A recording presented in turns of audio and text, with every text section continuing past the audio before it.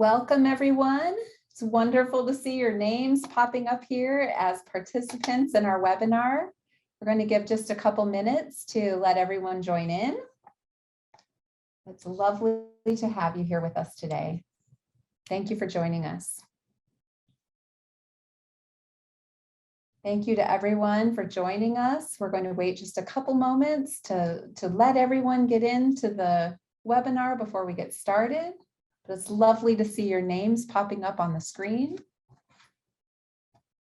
We are so excited for our webinar this evening. It's going to be a wonderful evening. Thank you, Arlene, for introducing yourself and sharing where you're from. That's wonderful. I encourage everyone to do so. Please select everyone as opposed to hosts and panelists in the chat so that everyone can see your name and see where you're from. We're so excited to engage as participants together. It's wonderful that we can engage in community, and when we can see each other's names pop up and where we're from, that really helps to build a community experience here for learning on our webinar. Thank you. Okay, well, let's get started. Hello, everyone, and welcome to this evening's webinar, Tapping into Children's Funds of Knowledge. This is the first webinar in our Spring PD for All series, focused on the topic, bringing children's background to the foreground in their learning. We would love to thank the learning community of Douglas and Sarpy County for their support of our PD for All series and their commitment to children, families, and educators in our community. I invite you to participate actively in the chat this evening. Be sure to select the feature to share with everyone instead of host and panelists. That way everyone can see what you are adding in for your questions and your insights. A webinar experience is much more engaging when you are able to share your ideas and learn from other participants in the webinar. To get started, if you haven't already, please introduce yourself by sharing your where you're from and what your name is. So we're glad to have you. My name is Amy Schmidtke, and I am the Director of Professional Learning at the Buffett Early Childhood Institute. I am honored to be your host this evening for this webinar. Throughout the webinar, please continue to share insights and questions and connections. We will be keeping track of your questions throughout the webinar. And at the end of the presentation, I will facilitate a discussion with the presenters focused on your questions. This evening, we will set the stage for the connected learning experiences offered throughout the series. I'm thrilled to introduce you to Drs. Carla Amaro-Jimenez and Peggy Semingson from the University of Texas Arlington.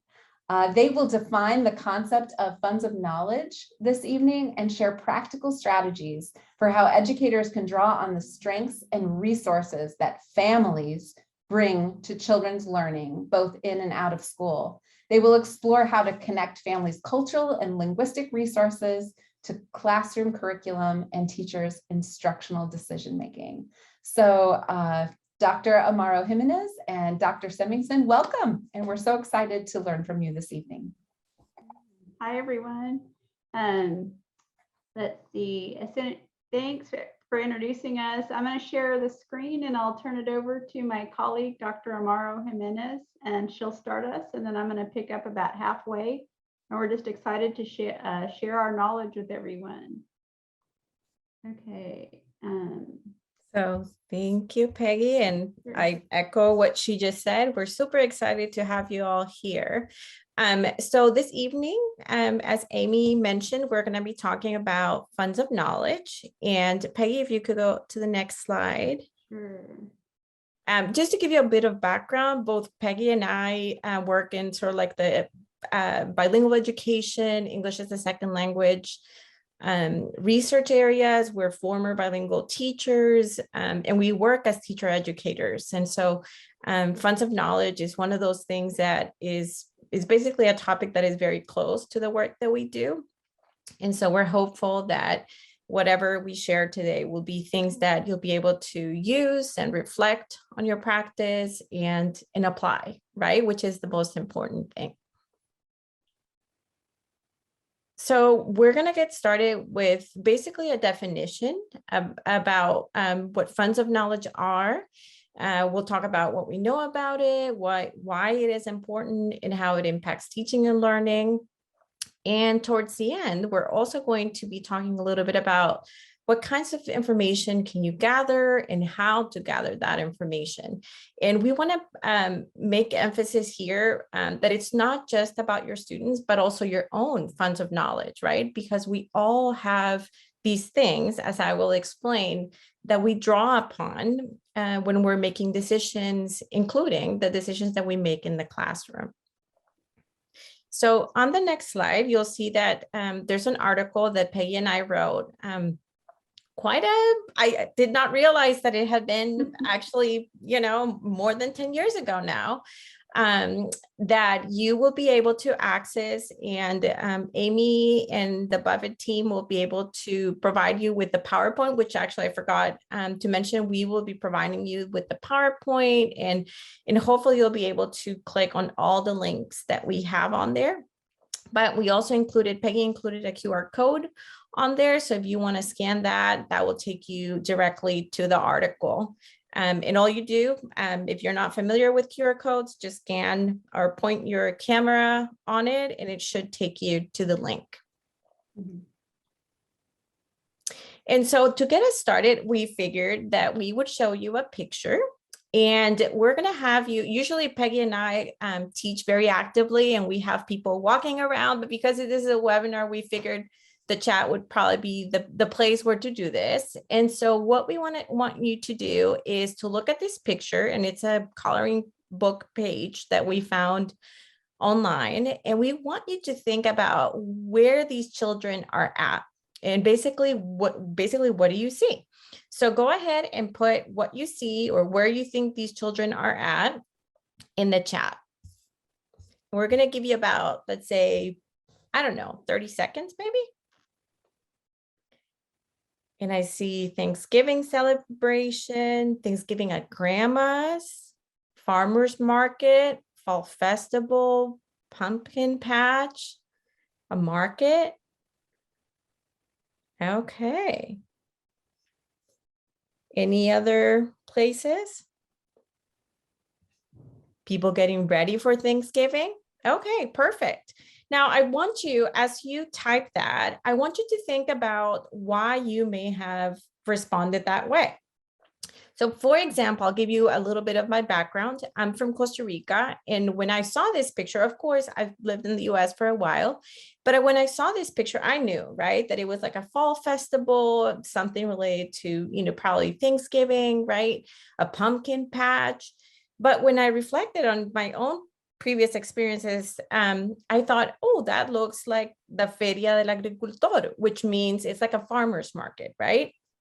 And as I reflected more and I looked at the picture, I started to think whether some of these items on here would have been familiar to me back then, right? And I saw things like pumpkins. Well, and I think of pumpkins now, of course, I think of, like gourds and different kinds of pumpkins, but I wouldn't have thought about those things unless I would have been here or have experienced going to a fall festival or a pumpkin patch. And so how we see things, how we explore different things is basically entirely related to the experiences that we have, right? Regardless of where we grow up, regardless of what our family looks like. So Peggy, if you could go to the next slide.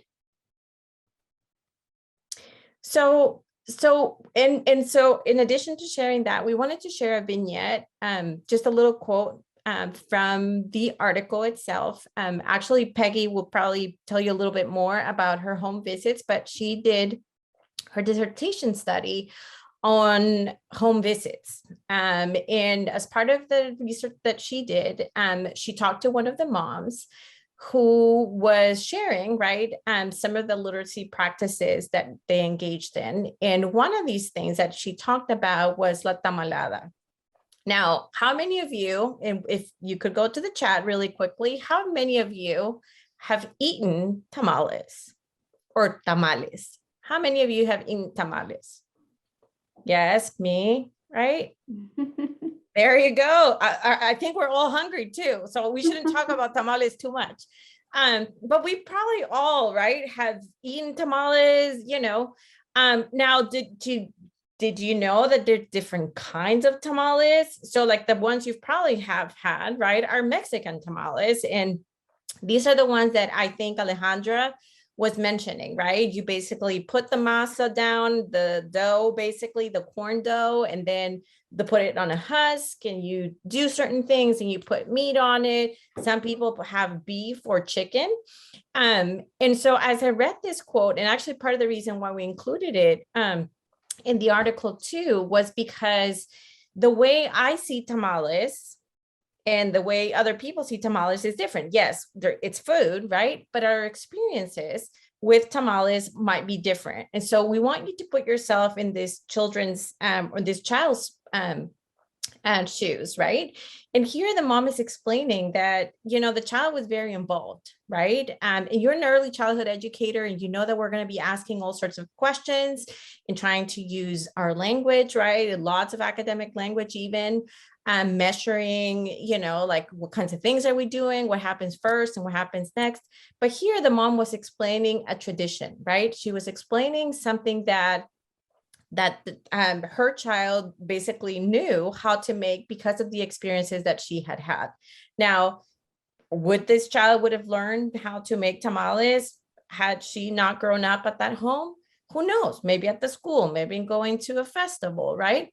But she was here very specifically drawing on how the child has learned how to make tamales, right?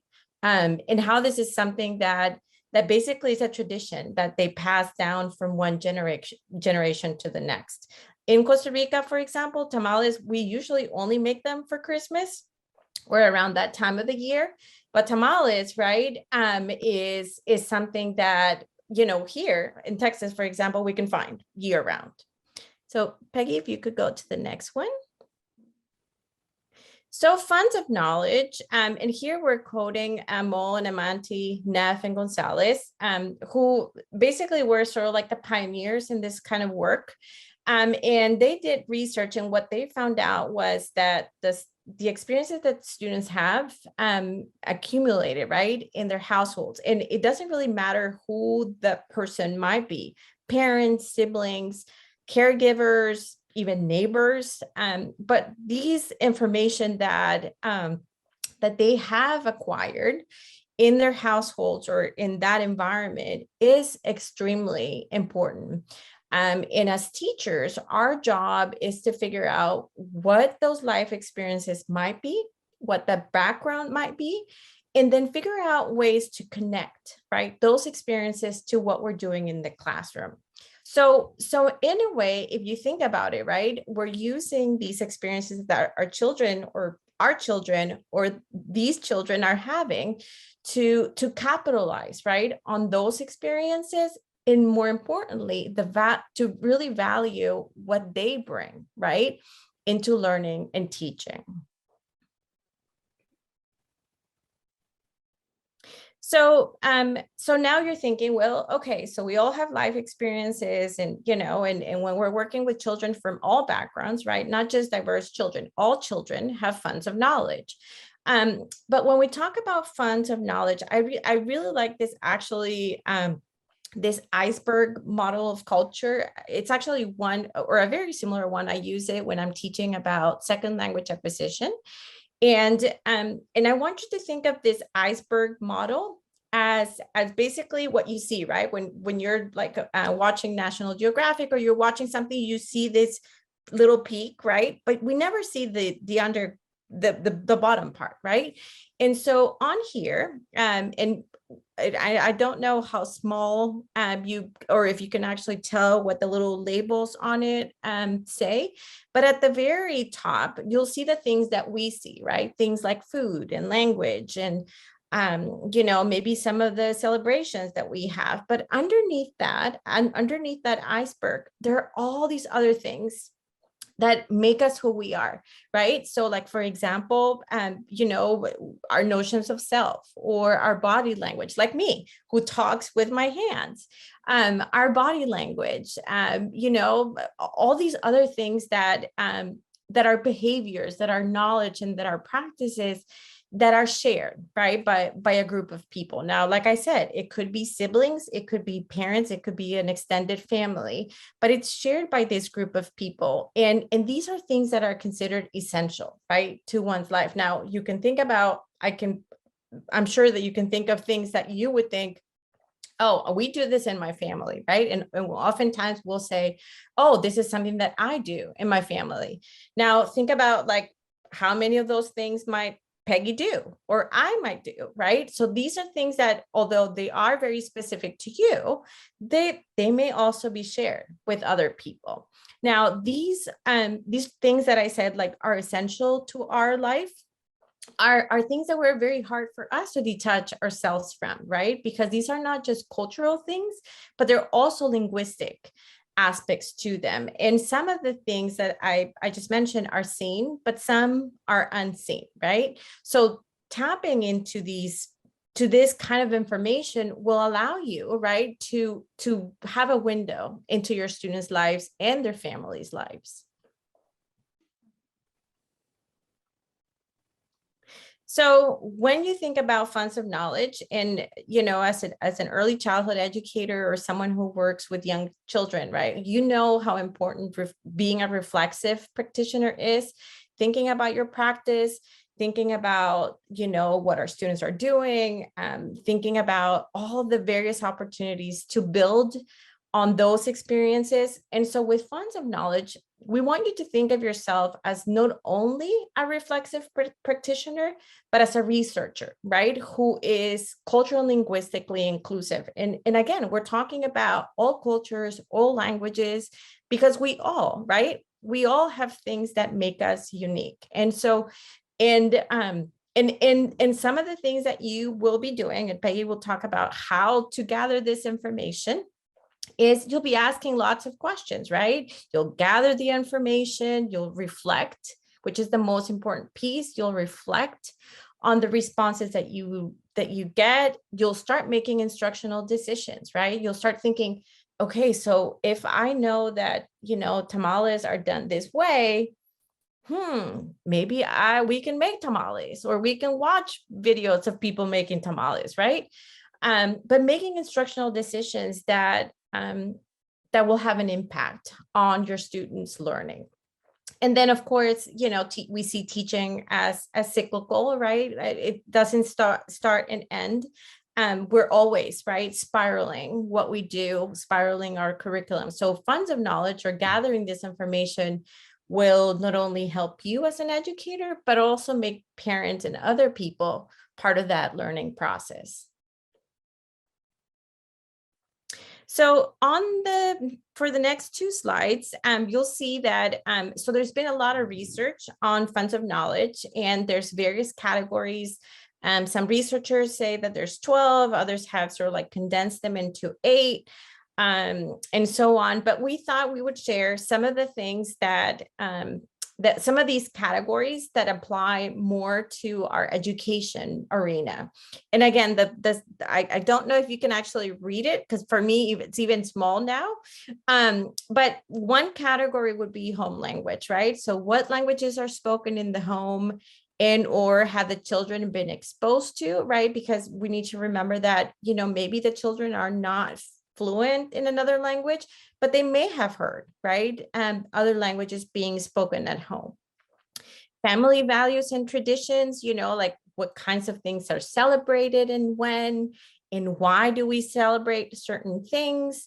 In terms of caregiving, whose role is it? What are acceptable practices? In terms of friends and family, who is considered family, right? And when does the family meet? Do they meet? How often, right? All these kinds of information that you might want to think about. Peggy, if you can go to the next slide. And I just realized it's 7:20, so I'm gonna run. a few other things that are important, things like occupations, right? So what do the family members do for a living, right? Does it relate to, office type of jobs? Is it, are they policemen? And every kid will want to say that their parent or their caregiver is a policeman or a firefighter, right? But what kinds of occupations do they have? And think about, again, right, how many times have we wondered, oh, I wonder if there's a community helper or somebody from the community who could come into my classroom and talk about certain things. So again, various ways of thinking about who our students are and what experiences they bring. Next slide. On here, again, it's probably too much information and very hard for you to read, but you'll have access to all this information. And we wanted to share this too, because, we're working in an early childhood environment, but there are lots of research out there too on funds of knowledge as shown in various areas, right? And as we know, sociodramatic play is a big one. And think about the many times that you've probably had students, right, talking about, how they went to the grocery store, or maybe, they're buying something at the grocery store and, they'll start talking about the foods that they're eating or the things that they don't like. Or even like the people, right? Like they'll say, oh, they'll start playing teacher, right? And so who plays teacher and when and that sort of thing. So again, we can see funds of knowledge in every aspect of what we do. And again, this does not apply only, right, to English learners, which, most of our work has been done on, but for every single child. So Peggy, if you could go to the next one. Sorry. And so as you think about this, we wanted to actually bring this analogy of funds of knowledge as being mirrors, windows, and doors into your students' lives. And I don't know, has anyone heard this analogy or this phrase, mirrors, windows, and doors before? Okay, Angela is saying yes. Naomi said no. Not with doors. No. Okay. So it seems like it's a yes and a no, perhaps. So that's a good thing. So for those of you who have heard it, please chime in. But we were thinking of funds of knowledge as mirrors, windows, and doors. And so we want you to picture, again, I told you I'm a very hands person. So I want you to picture a mirror, right? Now think about a mirror. What is a mirror? Does anyone want to chime in? What do we see in a mirror? What is it? You can see yourself, right? You see a reflection. And sometimes we don't like that reflection, right? But we see a reflection of ourselves. And so funds of knowledge allow us to see a reflection of ourselves, right? And think about, your children or the children in your classroom, right? So if you're able to bring some of these things, so like for example, the firefighter, right? Example, and say, I know that, John's, I don't know, mom is a firefighter, right? And I start reading a book about firefighters. Guess what? John is going to see himself, right? Right then and there. They see a reflection of themselves. They see a reflection of their lives. Then windows. Now let's think about windows. What do we see? What is a window? So first one was a reflection, right? What about the window? So we see outside. That's right. And Arlene is, yeah, thumbs up. You can see around the world, right? So again, right? So let's think about John again, right? Maybe, John, all his life has revolved about, being around firefighters, but somebody else comes in and says, oh no, my dad is, let's say Maria, my mom is an engineer. Well, John had never heard of engineers. And so again, because we brought that in, right? we have the opportunity to open our students' eyes to different things, right? And again, it can be anything, right? But it gives them an opportunity to see out, right? And to observe. Now, what about the door?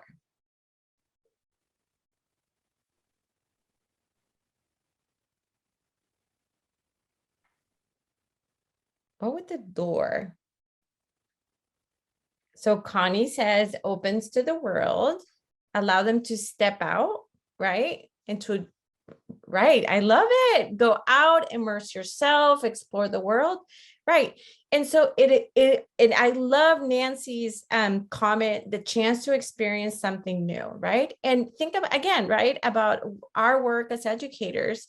You know, we want our students to experience, right? Different things, different sounds, different books, different authors, different opportunities, right? And so if you think again about funds of knowledge and tapping into these funds of knowledge, then we allow them, right, to again not only see themselves or hear things that they may have heard at home. It allows them to have an opportunity to see other ways of seeing, but it also allows them, right, to step out into a different space and learn about new things. So thank you all for your comments. I love them all. Okay, so I'm going to transition to Peggy, but as you're thinking about these things that she's going to suggest, and I told you I can talk for a while, so I'll shut up, I promise, after this one.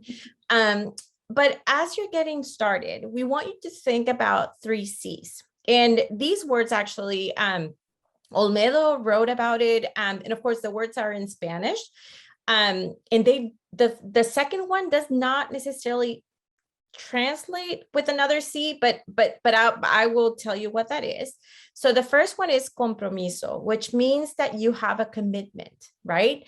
To honoring this information that you have, making a commitment to building and tapping into these funds of knowledge into what you do. So it's not just about, you know, going in and gathering information, but then what happens after, right? So you're making a commitment to honoring this information. To do that, however, you have to have confianza, which, like I said, it's like the second one that I think in the article and other places people use the word confidence, but it's really more about trust. And the way I think about confianza is, do you trust this other person to share this information? Now, one caveat that I should also mention on here is that when you're gathering information, right, you need to be, I love what Octavia said, confidant. I like that. You also have to be mindful that some parents or some families might not want to share, right, some information about their lives. Maybe they've gone through something. And so you need to also know, right, when not to keep going, if that makes sense. And so but that trust has to be developed, right? And as an early childhood educator, you know that although our kiddos will come to us the following week, giving us hugs and, you know, like sometimes even calling you, you know, mommy or daddy, you know, that has happened many times, right? But you need to build this trust. And that is something that happens over time. And then the third one is colaboración, and that's a perfect cognate because it means collaboration, right? So again, so it's not just about gathering the information and developing this rapport with the parents, but it's also about seeing them as a critical part of your of the learning and your teaching. So Peggy, the floor is all yours. Oh, good. Carla, can you hear me and everyone? Okay, yes. Good, excellent. I see a question in the chat, and we're gonna come back to questions, but I'm gonna hopefully answer your question, Colleen, about practical connections. Okay, good. So I'm gonna mention some processes on how to gather funds of knowledge in ways that are easy, simple ways to get started. And one thing we talked about before this workshop is you're probably already doing a lot of these things, a lot of these practices. it's just how do we connect them to the curriculum and everything we're doing in the classroom and in other contexts where students are learning, or if you're preparing future teachers, how to get them in that mindset and stay open-minded to these ideas. When I first heard of the term funds of knowledge many years ago, I thought, oh, that's just fun theory. But over the years, I've really come to value like how it can connect into the classroom. So Carla and I, around this time frame, we wrote the NABE news piece. We did a research project where we built on a library-based program that did outreach in apartment communities with mothers, and most of them were Latina mothers. It was open to all parents, but it just turned out to be all moms in the project. So we did some conversations and interviews with the mothers. And so that's where some of these questions came from, is that we thought about how can we really get to know the parents, the families, to learn more in ways that we can understand what they bring to the educational context and how that can be built upon. So just a few questions. So just talking to families and listening, kind of informational sessions, whether that's a formal conference, a phone call, or a home visit. These are versatile questions. They could even, just be done in casual ways, and always framing it to them that you're not being nosy, that you genuinely want to learn.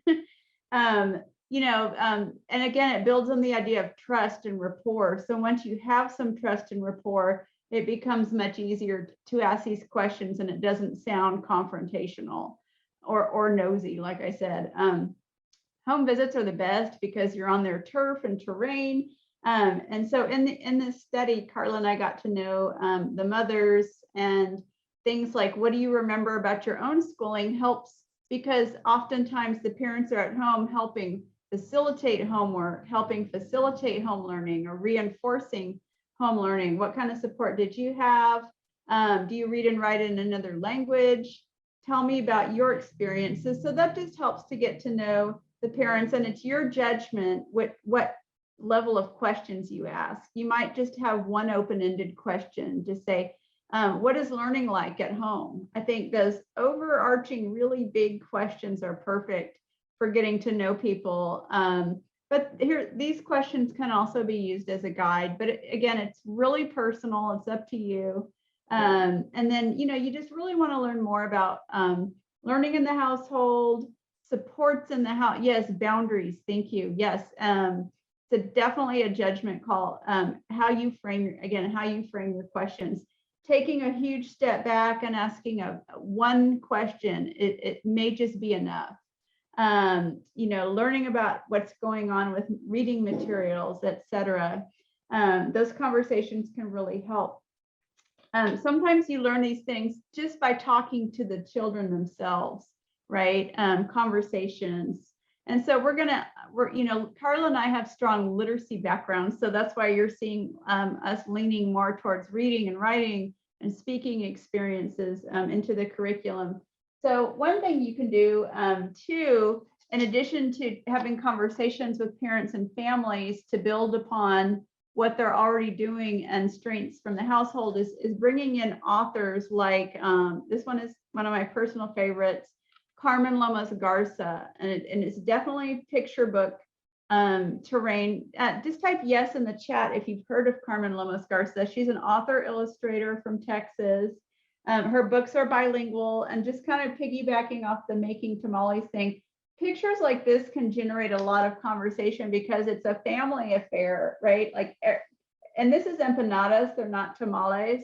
I know I'm getting hungry. But everybody does it together, and the kids, I taught kids that were all Spanish speaking in various parts of Texas and in California, and they would just light up when I would bring these books out. So we would read them, talk about them, and they were experiences that resonated with them really strongly. So check her out. She's got 5 or 6 books. Magic windows, so the papel picado, and just most of the text is easy to read. You could just read part of the book. You don't even have to read the whole book. and use it as a way to connect with what's going on in the household. So now that's just one author from one background, but picking an array of texts that you can use to make those homeschool connections with their funds of knowledge can lend to enriching conversations, read alouds, shared reading, books to send home, etc. And then students can bring in photos and write about their family and heritage. And the book is more of a model or segue into that. Yeah, and then let's see, the illustration, someone said in the chat that illustrations are great to use for practicing close read. I would literally have the kids get magnifying glasses and they would inspect the pictures and detail, because this artist is very detailed. So that's another reason I like it, is the pictures lend themselves to conversation about those connections to their own backgrounds. And then these are some ideas that we've talked about and thought about and used, but just some guidance that you may already be doing. Picking authentic text, and again, that's another reason I like Carmen Lomas Garza award-winning books, high interest books, and so on. Books that are historically accurate, and things like that. So books are great tools to foster their funds of knowledge. Like I said, kids can bring in a picture from home that connects to the themes, for instance, in books like that, and so on. And then we just have some tips, staying away from what's known as the dances with wolves syndrome, overly stereotyped, etc. And we actually have a list of books. Let me see if I can throw this in the chat. So if you click that, we've compiled kind of a ton of usually bilingual books that can offer some great connections. And I just wanted to add a few things too about the home visits. Again, we have this previous study, and actually we'll send the article as a companion piece if it would be of interest. The title is, do you remember, Carla, the exact title? It's something like, I don't always know how to help you, but I'll try. And so the mothers in the study that we talked to didn't always, and I saw a comment in the chat kind of asking about this, the mothers that we talked to were recent immigrants, and so didn't always speak English. Their children were bilingual or in the process of becoming bilingual. And so the mothers were helping to transmit school knowledge, but they also, and Carla came up with this phrase, they were helping to be lifelong literacy gardeners, sort of planting seeds in their children for school and for life. And we documented that in the article, and then also developing their heritage by maintaining traditions. And did you want to mention anything about that article, Carla?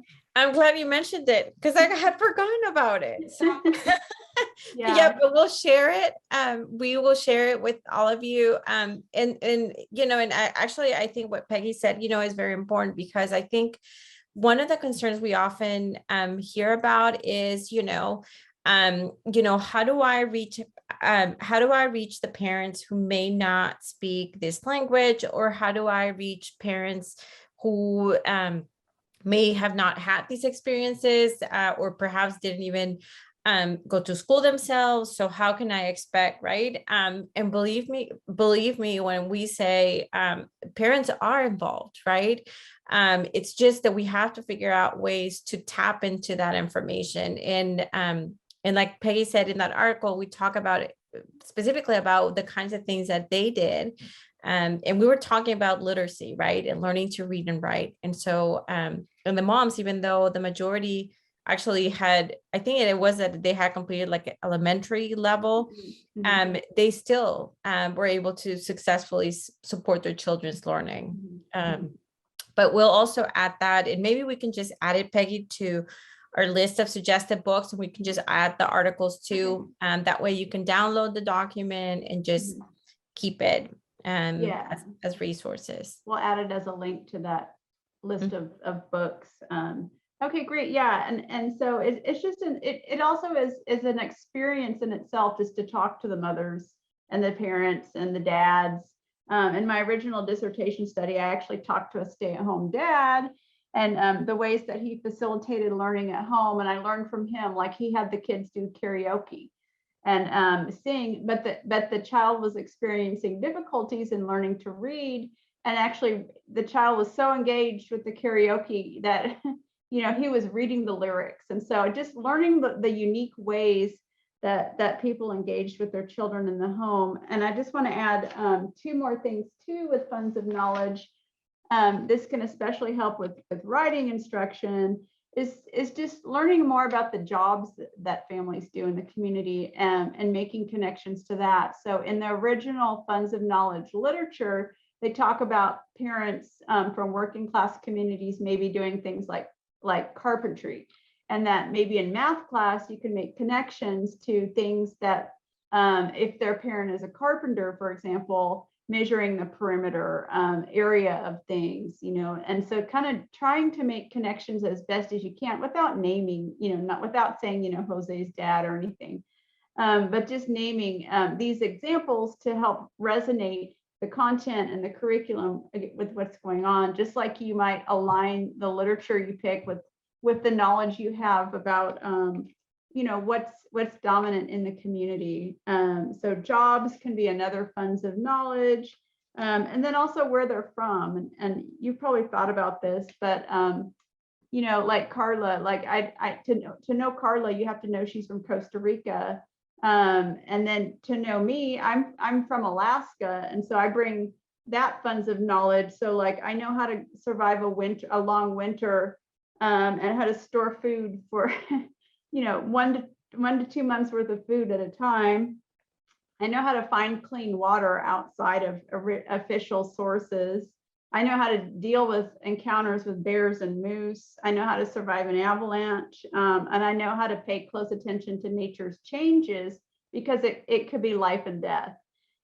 So, just like many of you are from Nebraska, and so you bring that funds of knowledge and expertise. I actually don't even know, like, what does it mean? What are funds of knowledge of being from Nebraska? Like, please share, because I honestly don't know. Like, so, I mean, I know from what I've read and seen, but that's not my funds of knowledge. So, okay, I was going to say about the tornado, but I didn't want to stereotype. We're on the edge. Colleen said that means that you know how to eat cinnamon rolls with chili. That sounds like Cincinnati. Although we not cinnamon rolls, but like chili on pasta and that sort of thing. Yeah. Football. Yep. Yeah. Football, it would be sort of like a universal funds of knowledge, I think. Yeah. For the entire US. I don't know what Runza's is. Is that a place or food? Corn on the cob. Corn on the cob. Days. Snow days. Football. See, snow is one of those things that we have some difficulties with here in Texas. Yeah, we struggle with it. Yeah. We will send you a Runza. Okay, Godfather pizza. So this is interesting. Okay, awesome. Farm. I took a train through Nebraska, and I did see a lot of farms in Iowa and the nearby states. So okay, good. Okay, good. Thank you. So I learned a lot just from asking you that simple question. Yeah, so just conversation and talk can really help. Okay, so we're going to add that article, and then making connections to reading, oral language, and writing. And then I just had a few final thoughts. Yeah, so it's just really to kind of sum up, it's just meeting families halfway, sharing and helping them to participate in what the learning is in the school, but also learning from their funds of knowledge to make curricular connections to reading, writing, math, social studies. And it's not always easy to you don't want to force it. But I think we explain it in the article. There's a lot of vignettes, to go back to Carla's term. There's a lot of anecdotes and examples. And I think just making the effort by having the conversations, by doing home visits or phone calls. I'm thinking of an assignment I did where it was, where did you get your child's name? And so having the family write a short anecdote about where their child's name came from. It was a family name, or, my name's Peggy, and there were 3 or 4 generations of Peggy's before me. And so, just there's so much stories to tell. digital storytelling projects, etc. So, oops, okay, let me get rid of that. So we are done. Just to kind of wrap up, getting information from families isn't always easy, but it's really enriching and valuable. We hope that the resources that we've shared that you can look through will be helpful. Thank you so much to both of you for this wonderful description of funds of knowledge and all of these practical strategies. I must say, I love your article, which is partly why you're here today, because I just really love your article and it really helped me deepen my own understanding of this approach. So it was wonderful to hear from you in your own words. So we now have the opportunity to ask questions and chat with these two experts about the funds of knowledge approach. Our team behind the scenes continues to track your questions in the chat to guide this conversation. But we're going to begin with a question from Octavia Butler, who's out there to one of our teacher friends. So I can see her popping up here on the screen. So I'll turn it over to you, Octavia. Thank you. I think I hit all the right buttons. Good evening. My name's Octavia Butler. My pronouns are they, them, theirs. I'm a first grade teacher in the Omaha area at a partner school at the Buffett Institute. And so I was just thinking about how, as you start to create a culture around this idea of accessing funds of knowledge within a school community or a care community, just ways that you can help overcome some of those initial biases we have to the deficit mentality of like, we tend to maybe not want to broach any of these questions because we're too afraid of like crossing a line. So maybe ways that you can sort of start to wade into that gently and test that boundary in a safe way that's going to preserve those school family relationships. I think just, having that rapport, like for me, when I did my dissertation study, I went out to the car duty every day and they saw me there, and that was step one. And then, visibility. And so once you're past that, I think that having that relationship at whatever level it is, it's probably going to be a lot deeper than what I just said. But, moving from stranger to rapport, I think it's easy then to move into the next step. So when I actually went out to do the home visits, they had seen me once and that was enough. And some of the parents met me in the parking lot and were just talking my ear off. When they know that it's about, it's being done to help their child, then they're committed to being a partner, I think. So when you make the child at the center of it and the focus and their community, the community of children, then it's like they have buy-in. Yeah, and that comment about Peggy going, right, that being in the community and, I think there's a huge difference, right? When you just come in and for a lot of people, for a lot of parents, they see the teacher and, they're like, okay, well, what does the teacher need? And if you think about, like maybe your own experiences, right? When were the times when your teacher reached out to your parents, right? Or your caregivers? Was it always because you were doing great things, or was it the time, right? And so I think it's about creating that trust where they know, oh no, it's a good thing when when the teacher reaches out to me, right?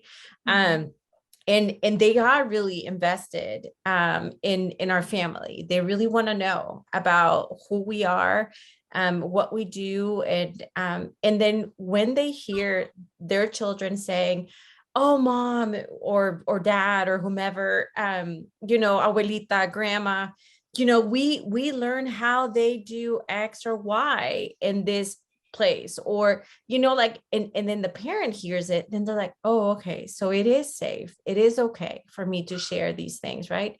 And again, it all starts with trust, right? So if you remember those C's, instead of just having the commitment, I think commitment has to be there. But I think the first thing for us as educators is we need to make sure that trust is there, right? And again, it does not happen overnight. It is something that, you gradually sort of like do or get. But but that idea of being in the community, going to the restaurants, right? I don't know if you're like, or if I'm the only one, but I'm sure not. But like when you go to Target or Walmart or whenever, and you hear Miss whatever or Mr. right, and they're there, so they see you, and that is pretty important. Yeah, I'll just share a quick vignette too. Sometimes the kids really love those home visits. When I taught third grade in near Santa Barbara, California, I went out to a house and the parents only spoke Spanish. And then the next day, the little boy came into school and he was like, "The maestra came to my house." They just, it's very impactful. One little visit. Absolutely. Thank you so much. Thank you, Octavia, for your question. And we next have another question from Tiara Stennis. Tiara, are you out there in cyberspace? Oh, here she comes. Good.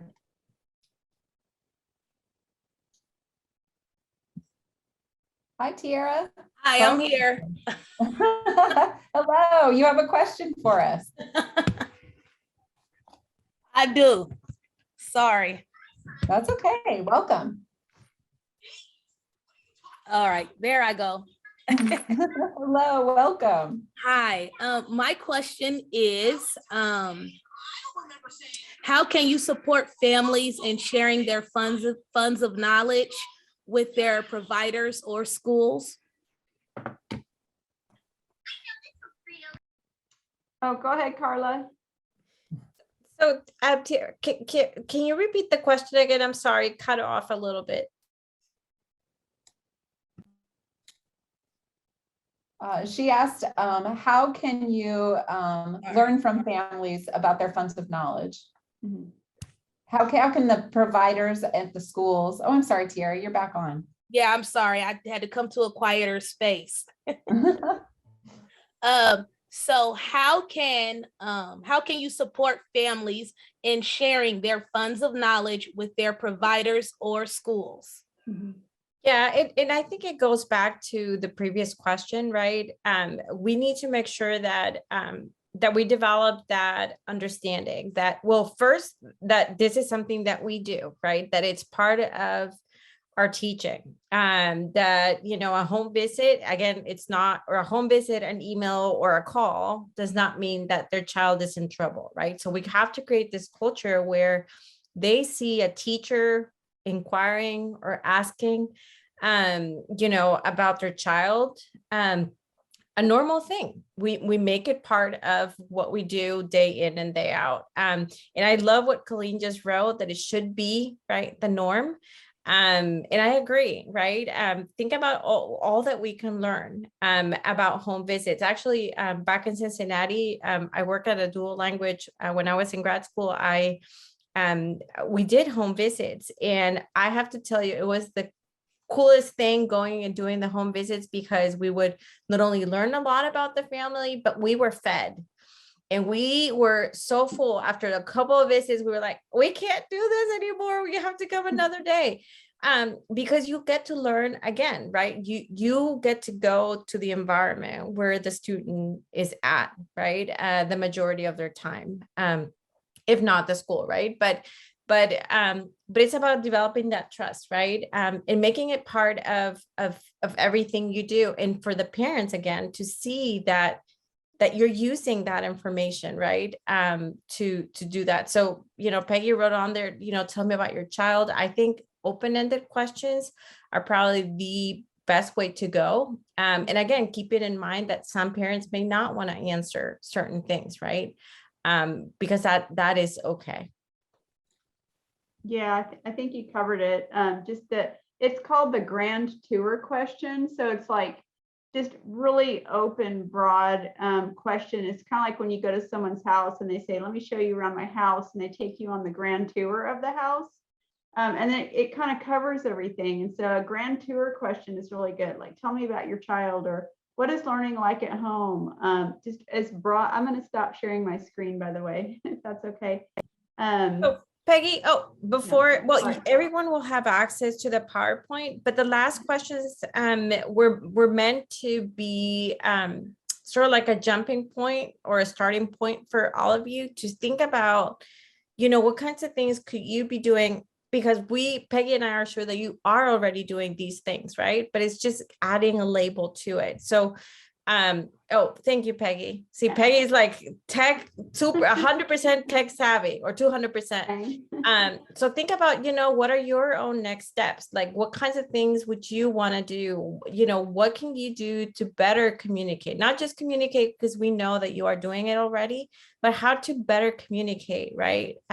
With their parents and how do you become a more responsive educator, right? To everything, because again, like we mentioned, funds of knowledge is something we all have. People in Nebraska have their own funds of knowledge, and now we're going to have to figure out what restaurant that was, because I'm sure Peggy and I will want to know and visit and eat some of that food, right? But what are the unique things? What are the things that make us all unique?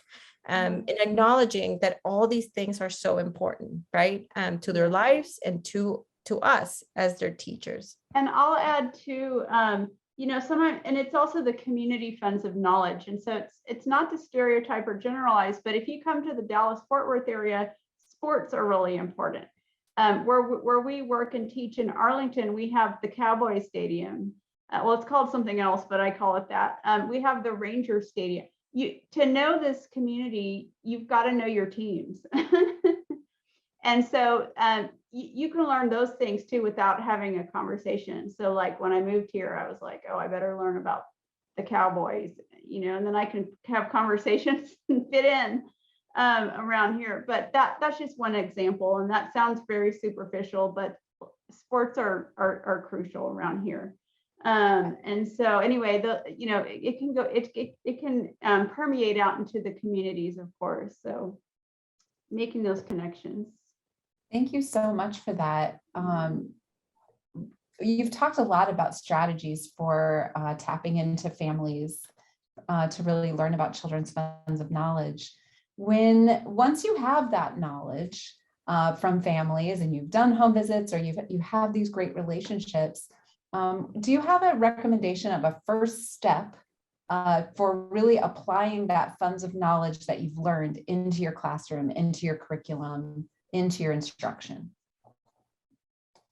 Yeah, the reading and writing is kind of the low-hanging fruit. So like that's why we gave that big book list. Finding an author that resonates with many of your children, finding multiple authors. That author worked for me for reading and writing and speaking and listening. So yeah, literacy, connecting it to literacy is easy.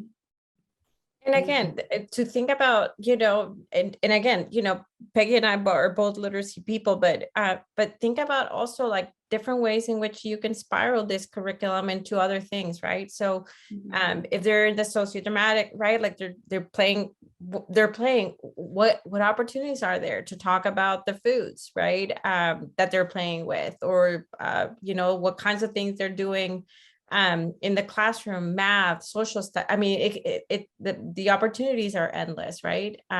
It's just trying to figure out how do we connect this one thing to this other thing. And if I could just add one more thing, because I know we're short on time, but also think about like every student in your classroom, right? Because it's not just about sharing Carla's experience or Peggy's experience, but it's making an effort explicitly to include everyone, right? Who's in your classroom, because again, everyone has funds of knowledge. And as teachers, your job is to tap into those so that our classrooms can become more welcoming to everyone and their families. Thank you so much for that. Those are really wise words. And everyone out there, if we didn't get to your questions, know that Dr. Amaro-Jimenez and Dr. Semingson, excuse me, I'm a tongue twister here tonight. They are going to answer your questions, and we will post those on our website and share them as a link in the follow-up email.